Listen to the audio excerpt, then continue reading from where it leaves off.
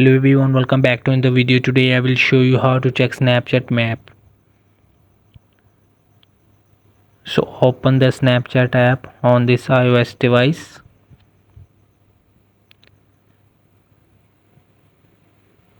So from here you will see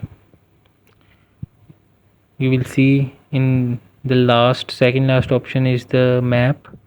So you will have to just tap to this map, and from here you will just share the location and it will be shown the map.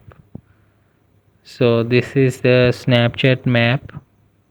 It looks beautiful like Google. So from here this is how you will find map on Snapchat. So hope this video help you. Please don't forget to like and subscribe and get notified for more videos.